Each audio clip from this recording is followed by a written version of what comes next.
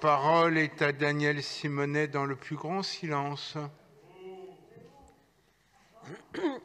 Mes chers collègues, vous savez qu'en ce moment même, la Fondation Abbé Pierre fait son rapport sur le mal-logement. Et nous savons que la situation de la crise du logement à Paris est particulièrement très difficile, avec des femmes et des hommes, des familles, des enfants qui attendent plus de 10 ans avant de pouvoir accéder à un logement social. Je suis intervenue déjà plus d'une fois pour décrier et exprimer un certain nombre de critiques sur la politique en matière de logement. Alors d'abord, sur la question du recours au loyer capitalisé. Je pense qu'il faut assumer bien plus d'avoir recours à l'emprunt pour assumer véritablement de faire une politique en faveur du logement social. Donc je soutiens cette délibération en faveur qui de fait montre une préemption d'un bâtiment privé qui va devenir un bâtiment public. Ça, c'est une très bonne chose engagée par la Ville de Paris. Maintenant, quel est votre rapport à la pression, finalement, des politiques austéritaires? Comme ça a été rappelé, c'est sous le gouvernement Hollande que vous avez décidé, finalement, de renoncer à exiger le remboursement de la dette due aux Parisiens et aux Parisiennes du fait du transfert de charges non compensées de moyens. Et à partir de ce moment-là, vous n'avez pas voulu créer de rapport de force et de contrer finalement la continuité que Hollande pouvait mettre en place en termes de politique d'austérité vis-à-vis des collectivités. Et donc, vous avez dealé avec le gouvernement de l'époque ce recours au loyer capitalisé qui fait qu'on encaisse les loyers de 60 ans et peu importe les équipes municipales d'après qui devront du coup faire avec un budget moins ces loyers. C'est une vision à courte vue et vous savez pertinemment que le débat sur la dette nécessite d'avoir des dettes prises en compte. Oui, aujourd'hui, il faudrait l'annulation des dettes des États et la reprise par les États des dettes des collectivités, qui plus est des dettes Covid, mais également des dettes lorsque l'on voit bien que la collectivité, si elle s'endette pour pouvoir créer du logement social, c'est une dette qui est saine parce qu'elle est faite pour l'intérêt général. Bien. Donc là, c'est un désaccord que je peux avoir avec le groupe LR.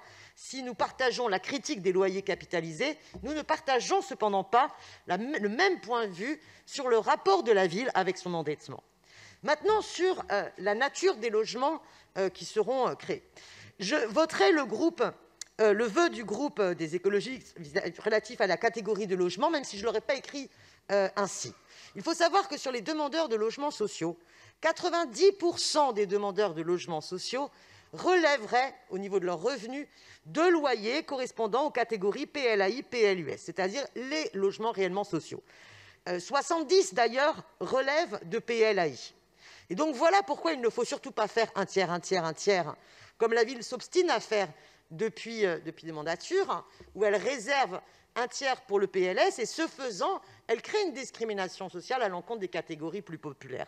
Et je sais que bien souvent, on me donne l'exemple de telle personne qui travaille à l'hôpital. Eh bien, quand vous regardez les revenus, j'aimerais bien que chacun prenne conscience que beaucoup de nos concitoyens et citoyennes qui travaillent à l'hôpital public, par exemple, ou qui travaillent dans nos écoles, sont éligibles à des loyers PLAI, PLUS. Donc moi, j'aurais préféré un ratio qui dise 90% PLAI, PLUS, donc 70% pour le PLAI, 30%, 70% pour les PLAI et 20% pour le PLUS et 10% pour les PLS. Maintenant, comprenez bien, nous devons arrêter d'utiliser cet argument de la mixité sociale qui finalement est renversé et au nom soi-disant de la mixité sociale, on crée une politique discriminante vis-à-vis des catégories populaires. Je terminerai par ces chiffres. En 2001, il y avait 36% d'ouvriers employés à Paris. Aujourd'hui, on en est à moins de 25%, alors que dans la population totale, ils représentent toujours 50%. Alors ça ne veut pas dire que la ville de Paris n'a rien fait, mais ça veut dire que sa politique en faveur du logement social n'a pas réussi à absorber la disparition, ce qu'on appelait les logements sociaux de fait dans le parc privé. Et de fait, l'insuffisance d'encadrement des loyers ou le fait qu'il ait bien tardé avant d'être mis en place par le législateur et la politique pas suffisamment offensive en termes de recours à l'emprunt pour préempter les bâtiments, et bien sûr faire une politique en faveur du logement social qui soit compatible avec les exigences climatiques. Et je le rappelle, je suis favorable au logement social et je suis persuadée que le groupe écologiste est favorable au logement social. Et nous estimons que par la réquisition des immeubles vides et la préemption, il est possible, il est même nécessaire de concilier l'écologique et le social. Voilà, je vous remercie. Merci Danielle Simonet.